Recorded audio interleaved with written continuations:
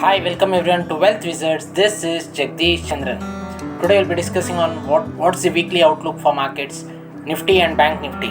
Let's look at the weekly daily chart for the Nifty and Bank Nifty, which is very crucially poised and showing signs of bearishness. Nifty major supports placed at 21,800 followed by 21,600 followed by 21,400. Bank Nifty major supports now placed at 46,400 followed by 46,000 and 45,500. Will the markets hold on to the supports or will it fold? This is a $1 million question mark that we need to watch out for. Looking at the open interest data, huge open interest is built on the call side, which is further showing weakness. Overall, to summarize, any correction would be healthy for markets and a great opportunities to emerge in coming sessions for long-term investing.